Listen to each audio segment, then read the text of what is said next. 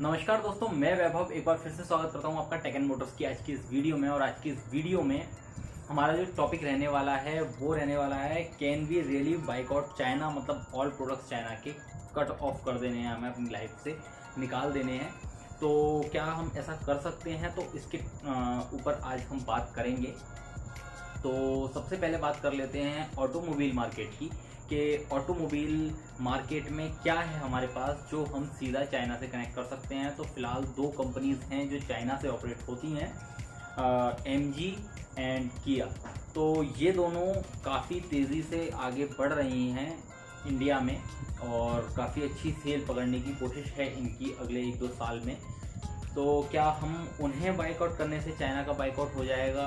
तो दोस्तों ऐसा तो नहीं है कि इन्हें बाइकआउट करने की वजह से चाइना का पूरी तरीके से बाइकआउट हो जाएगा, क्योंकि बहुत सारी ऐसी चीज़ें हैं जो हम चाइना से इंपोर्ट करते हैं।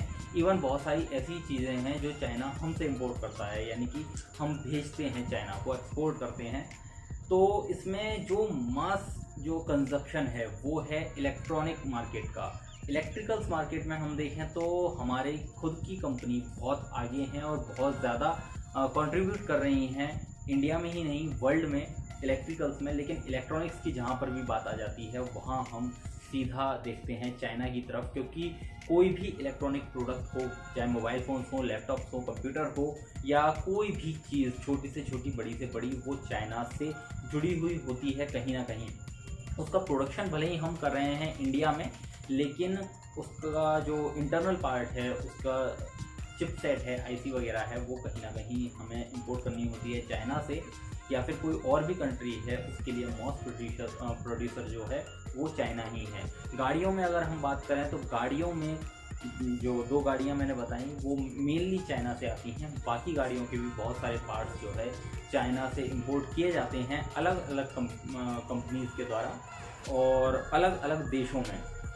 केवल इंडिया की बात नहीं हो रही है यहाँ पर। अगर हम एक बहुत टॉपिक चल रहा है आजकल कि आत्मनिर्भर बनो, तो आत्मनिर्भर का मतलब ये नहीं है कि केवल चाइना को बॉयकॉट करना है, हमें साथ में बहुत ज़्यादा यूजेस बढ़ाने हैं अपनी खुद की कंट्री में प्रोड्यूस होने वाली चीज़ों का कंजप्शन हमें बहुत ज़्यादा करना है। मेनली अगर हम गाड़ियों में बात करें तो शुद्ध देसी आती हैं टाटा और महिंद्रा, और इसके अलावा मारुति सुजुकी को भी हम ले सकते हैं। लेकिन क्या इनको ही हमें यूज़ करना है?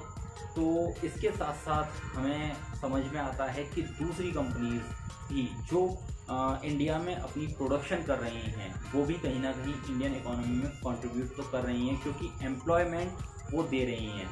चाइना की कंपनीज़ की मैं बात करूं तो चाइना की कंपनीज़ भी यहाँ पर जहाँ भी मैन्युफैक्चरिंग हो रही है, किसी भी सेक्टर में कह सकते हैं, चाहे वो इलेक्ट्रॉनिक्स हो, ऑटोमोबाइल हो, या कोई भी अदर गुड्स हो, तो जो भी यहाँ पर कंट्रीब्यूट कर रही हैं कंपनीज वो कहीं ना कहीं इंडियन इकोनॉमी में हाथ बटा रही हैं। हाँ, हम उस चीज़ का पूरी तरीके से बहिष्कार कर सकते हैं, चाइना का ही नहीं किसी भी देश का इक्विवेलेंट रखना होगा यहाँ जो हमारे देश में प्रोडक्शन हो ही नहीं रहा है। सीधा पूरा मैन्युफैक्चर्ड जो गुड्स हैं वो बाहर से आती हैं किसी भी कंट्री से और इंडिया में आती हैं और इंडिया के मार्केट में सेल होती हैं, क्योंकि वहाँ हमारी इकोनॉमी को कोई कंट्रीब्यूशन उसमें नहीं मिल रहा है।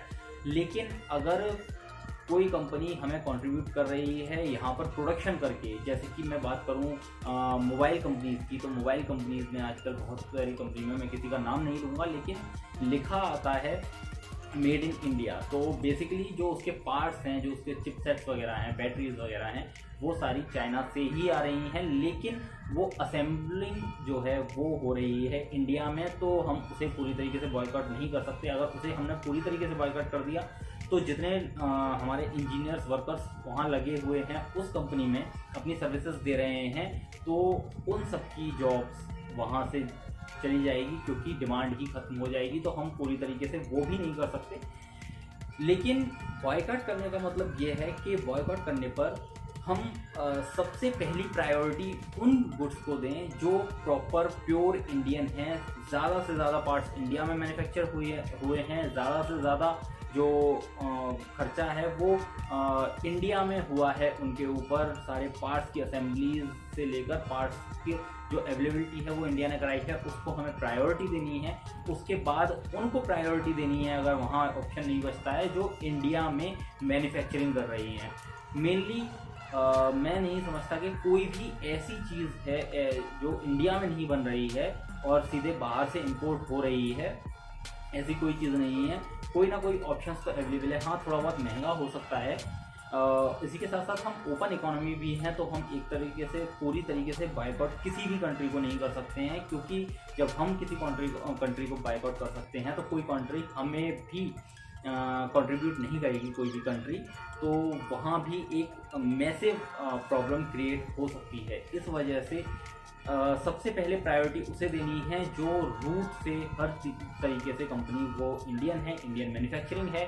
उसके बाद प्रायोरिटी उसे देनी है जो इंडिया में मैन्युफैक्चर कर रही हो, भले ही वो कहीं और की भी कंपनी है तो हमें उसे कंट्रीब्यूट करना चाहिए, लेकिन हाँ हमें उस चीज़ को पूरी तरीके से वर्कआउट कर देना चाहिए जो कि कंप्लीट जो गुड्स हैं वो मैन्युफैक्चर होती हैं कहीं और बाहर इंडिया से और उसके बाद सीधा इंडिया में आती है, क्योंकि वो कोई ख़ास कंट्रीब्यूशन नहीं रखती है, कोई ख़ास ही नहीं। वहाँ पर अगर कंट्रीब्यूशन की बात करें तो वहाँ पर कंट्रीब्यूशन केवल उन लोगों का होता है जो उन्हें बाहर से मंगाकर यहाँ पर मार्केट में बेचते हैं, बस वही लोग उस पर थोड़ा बहुत परसेंटेज में मुनाफा कमा पाते हैं। तो हमारी इकोनॉमी को इतना ज़्यादा स्टेबलाइजेशन नहीं दे पा रही हैं ये कंपनियाँ। इसलिए मैं कहूँगा मेनली चाइना ही नहीं, किसी भी कंट्री को ले लीजिए, लेकिन हमें बॉयकॉट करना है तो उसका हमें पहले एक ऑप्शन तैयार करके रखना होगा और हमें अपनी भी इकोनॉमी को उस लेवल पर ले जाना होगा कि हर चीज़ का मैसिव प्रोडक्शन यहाँ पर हो और कम से कम रेट में हम उसे तैयार कर पाएँ। तो इसलिए मैं कहूँगा कि एकदम से जो एक बूम उठता है इंडिया के अंदर के बॉयकॉट चाइना और उसके बाद फिर एक टाइम पर ख़त्म हो जाता है, तो वो हमें नहीं करना है। हमें धीरे धीरे अपनी इकोनॉमी को इतना स्टेबल करना है और अपने मैन्युफैक्चरिंग सेक्टर को इतना स्टेबल करना है जिससे हमें दूसरी कंपनी पर डिपेंडेंसी की ज़रूरत ना पड़े। हालांकि कुछ चीज़ें जो कह सकते हैं किसी गुड्स को तैयार करने के लिए कोई चीज़ की ज़रूरत पड़ती है तो ज़्यादातर हम चाइना से इंपोर्ट कर रहे हैं आज भी, तो उस चीज़ को भी हमें देखते हुए चलना पड़ेगा और हमें कंट्रीब्यूट बराबर का करना है, लेकिन सबसे पहले प्रायोरिटी हमें अपनी कंट्री को देते रहनी है। और इसी के साथ यही था इस वीडियो का अंत।